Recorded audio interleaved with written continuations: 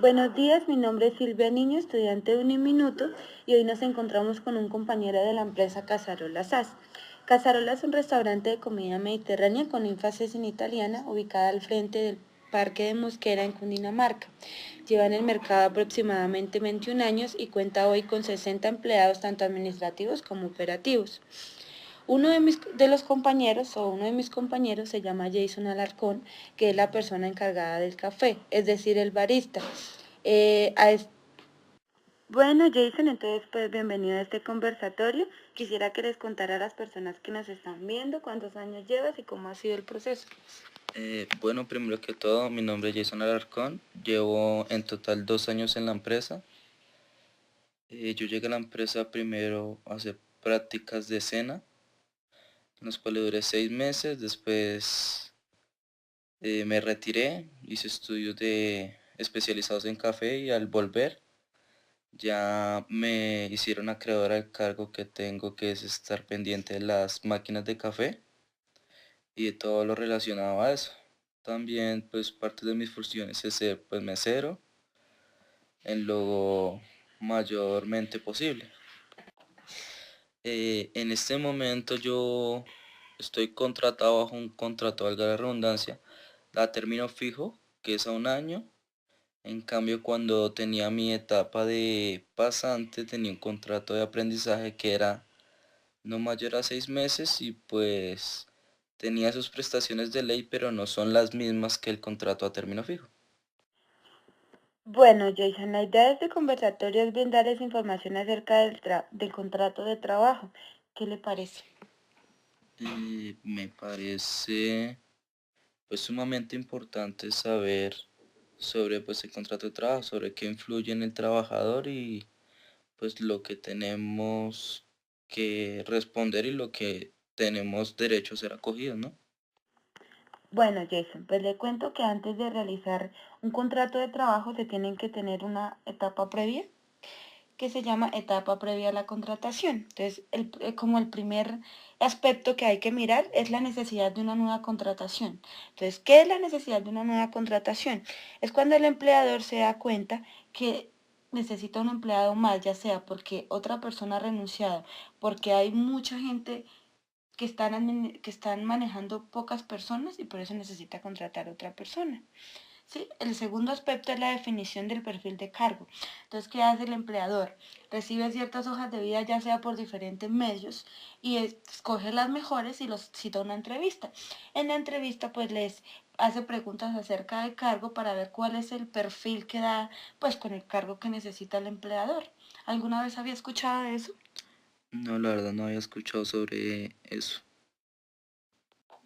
Luego que el empleador pues ya ha escogido la persona adecuada para el perfil, llega la parte de la contratación, que es donde la persona pide algunos documentos que pues le exige al empleado.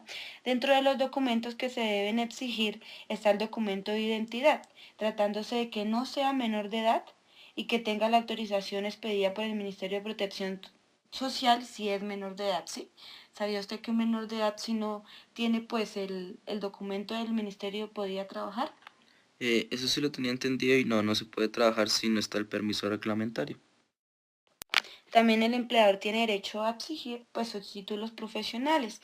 Entonces se recomienda exigir al aspirante el cargo la prestación de los títulos de idoneidad necesarios para el ejercicio del mismo. Entonces, digamos, si van a contratar una persona encargada del bar, pues tiene que tener algún estudio acerca pues del bar. Documentos que acrediten la experiencia.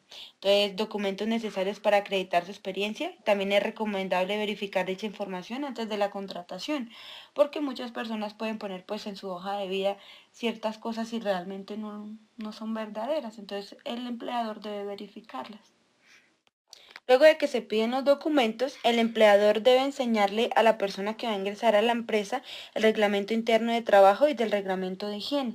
Entonces ahí es cuando entra el empleador a decirle, estas son las cosas que se deben cumplir en esta empresa, de tal manera, de tal. Entonces, en el caso del restaurante, pues donde nosotros trabajamos está la parte de la higiene, de la puntualidad, de no correr en los pasillos, ¿sí? Las buenas prácticas de manufactura, ¿Qué cree, qué reglamentos cree que tiene la empresa? Son las que pues son regidas por las BPM, que son las de alta asepsia para pues manejar alimentos, el manejo inicuo de ellos, pues prácticamente son las que rige el INVIMA, ¿no? Sí, Jason tiene razón. De hecho, Casarola está capacitando cada 3 meses a personas sobre las BPM, ¿no? Porque es una reglamentación que tienen que cumplir los restaurantes.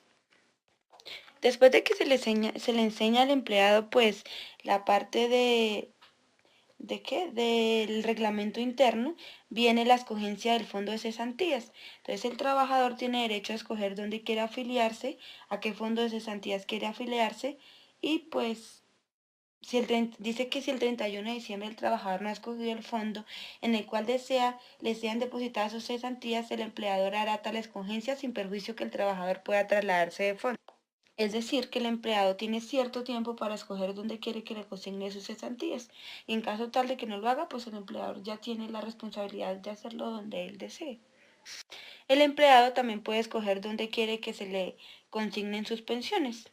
Entonces, dónde se le o sea, dónde quiere que esté su dónde esté su seguridad social. Entonces también puede escoger su EPS donde quiere que lo atiendan. Entonces, pues quisiera preguntarle a este Jason si en la empresa le dieron a escoger o simplemente pues le seleccionaron los que quisieron. Sí, justo a los primeros días de haber ingresado a la empresa, pues al firmar el contrato a uno le hacen esas preguntas y pues uno tiene total libertad de escoger el fondo de pensiones, las cesantías y pues las demás cosas que están en el régimen laboral. Bueno, Jason, también le cuento que de conformidad con el artículo primero de la resolución 6398 del 91, los empleadores afiliados o no a los sistemas de prevención y seguridad social deberán ordenar la práctica de exámenes médicos preocupacionales o de admisión a todos sus trabajadores, de acuerdo con las disposiciones vigentes, con el objeto de determinar la aptitud física y mental del trabajador para el oficio que vaya a desempeñar y las condiciones ambientales en que vaya a ejecutarlo. Entonces, lo que quiere decir, pues, este párrafo es que, pues, el empleador tiene que mandar a la persona a hacer los exámenes para saber si está en buenas condiciones para trabajar y, pues, si tiene algún tipo de enfermedad, porque muchas veces, al no hacer este examen, pues puede pasar que el empleado ya venga, pues, de afuera con alguna enfermedad y venga a decir que se le produjo en la empresa. Entonces, por eso el empleador tiene que mandarle a hacer sus exámenes cuando ya se va a celebrar el contrato de trabajo. Entonces, se puede hacer tanto de manera escrita como de manera verbal. Y el contrato puede ser a término fijo o a término indefinido, ¿sí? Entonces, pues en el caso de nosotros en el restaurante, por lo general es un contrato a término fijo, no mayor a un año y es escrito, ¿cierto? Sí, el contrato es un contrato escrito. Bueno, el contrato escrito está dividido en unas partes, en unas cláusulas y dentro de las cláusulas está la identificación y domicilio de las partes.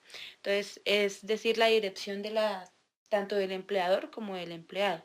El lugar y la fecha de celebración. Entonces, pues se pone el lugar donde se hizo el contrato y la fecha. Entonces, el lugar donde se hubiere contratado al trabajador, el lugar donde el trabajador debe prestar el servicio, es decir, pues en el restaurante, la naturaleza del trabajo, la cuantía de la remuneración, su forma y periodos de pago, el avalúo del salario en especie si lo hubiera y la duración del contrato. Entonces, en nuestro caso, pues nosotros recibimos un salario mínimo, pues con prestaciones de ley y pues si se trabaja hora extra, pues es una adicional más. Bueno, Jason, pues le cuento que también tengo que hablarle sobre la estabilidad laboral, pues quiero hablarle de un tema muy interesante que se llama los fueros de estabilidad laboral reforzada, pues que existen actualmente en la legislación laboral colombiana. Entonces quiero contarle que la estabilidad en el empleo es un principio propio del derecho al trabajo, ¿sí? Según el cual todo el empleado debe gozar de una certeza mínima que su contrato no será finalizado de manera abrupta y sorpresiva, de manera que no esté expuesto en forma permanente a perder su trabajo y con él los ingresos que permiten su propio sustento y el de su familia. Bueno, Jason, a pesar de lo mencionado anteriormente, existen determinadas causas que permiten terminar el contrato de trabajo legalmente. Por ejemplo, las justas causas de terminación del contrato y la terminación unilateral del contrato sin justa causa, en esta última pagando el valor correspondiente de la indemnización establecida por la ley. ¿Listo? Ahora bien, es importante tener en cuenta que existen determinadas situaciones en las cuales no es posible que el empleador termine el contrato de trabajo a pesar de que exista una causa legal o se pague el valor de la indemnización de la ley. Estas situaciones ocurren cuando una persona se encuentra en una determinada condición especial, protección por la ley o la Constitución y se le ha denominado fueras de estabilidad laboral reforzada. A continuación, pues le voy a explicar los dichos fueros aplicables a los empleados y empleadores del sector privado. Jason, ¿alguna vez había escuchado sobre este tema? No, no había escuchado sobre el tema. Bueno, compañero, el primer fuero se llama fuero de salud o fuero de indefensión. Entonces se encuentran contenido en el artículo 26 de la Ley 361 de 1997 y ha sido desarrollada por sentencias de la Corte Constitucional y la Sala de Casación Laboral de la Corte Suprema de Justicia. Según esta protección, un trabajador no puede ser despedido o su contrato terminado con base a sus condiciones de salud. Así, para terminar un contrato de trabajo con un empleado protegido por este fuero, se requerirá autorización del Ministerio de Trabajo y en caso de proceder con la desvinculación sin dicho aval, se le impondrá una sanción al empleador de 180 días de salario a favor del empleado. Podrá ser condenado al pago de la indemnización de ley por despido sin justa causa y además se verá obligado a reintegrar al trabajador pagando las acreencias laborales que se habrían causado desde el momento de la terminación del contrato hasta que se realice el reintegro. O sea, Jason, que pues lo que quiere decir esto es como en el caso de nuestra compañera Lucía, pues que ella tiene su problema de salud que pues se le fue generando en la empresa, pues no la pueden echar, ¿sí? O sea, son cosas que uno tiene pues que aprender, porque muchas veces uno no sabe y la falta de no saber los temas pues ocasionan que uno pues se convierta en una persona ignorante. El segundo fuero se llama fuero de maternidad. Entonces también está en el artículo 239 del Código Sustantivo del Trabajo. Indica que una trabajadora no puede ser despedida durante el tiempo de la gestación ni durante la lactancia, salvo que exista autorización del Ministerio de Trabajo para el efecto. Entonces las embarazadas tampoco las pueden pues despedir del trabajo sin justa causa, exacto. También está el fuero de la pareja de mujer embarazada o en periodo de lactancia. Es decir, que el esposo de la persona que esté embarazada tampoco puede ser despedida, pues porque ellos en ese momento se encuentran en una situación que tienen que pues aportarle dinero a la nueva persona que pues llegó a la vida de ellos. Está el fuero sindical. Entonces, de conformidad a los artículos 405, es prohibido despedir y desmejorar las condiciones de trabajo o trasladar a un trabajador que goce de esta protección y sin autorización del juez del trabajo. También está el fuero de empleado próximo a pensionarse. Entonces, en principio esta protección había sido establecida legalmente para empleados de entidades estatales en proceso de reestructuración a quienes les hiciera falta 3 años o menos para cumplir los requisitos para adquirir la pensión.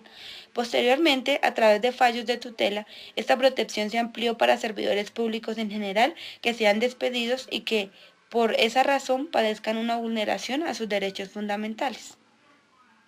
Y finalmente está el fuero de acoso laboral, que está consagrado en el artículo 11 de la Ley 1010 de 2006 y consiste en un amparo a favor de la víctima de acoso laboral una vez interponga su queja, petición o denuncia de acoso laboral o para quienes sirvan de testigos en procesos de acoso laboral. Lo anterior siempre y cuando se verifique la ocurrencia de los hechos. Bueno, Jason, pues le cuento que ya llegamos al final del conversatorio y me gustaría preguntarle qué tal le pareció. Me pareció interesante porque pues la verdad sí tenía como idea de ciertas partes de las que pues hablamos, pero pues sería bueno que en la empresa como tal pues nos enseñaran más a fondo sobre pues esto, que la mayoría de personas no lo tiene muy presente pues en su vida laboral, ¿no? Sí, claro, Jason. Y muchas veces, pues, como nosotros trabajamos en la empresa, hay personas que no conocen, que ni siquiera saben leer, pues porque se les ha dado la oportunidad de que trabajen allá y el hecho de no saber leer, pues muchas veces no conocen estas partes y pues de pronto en algún momento se le pueden vulnerar sus derechos. Bueno, Jason, pues le agradezco mucho su colaboración, que me hubiera prestado este momento para hacerle este conversatorio, ya que le pedí pues el favor a otras dos personas y pues no tuvieron el tiempo necesario pues para realizarlo. Espero que les sirva de ayuda y pues yo espero también que pues empecemos a mirar en la empresa qué cosas podemos cambiar y qué cosas podemos mejorar, pues si el empleador nos lo permite. Muchas gracias, Jason. ¿Esto? ¿A ustedes?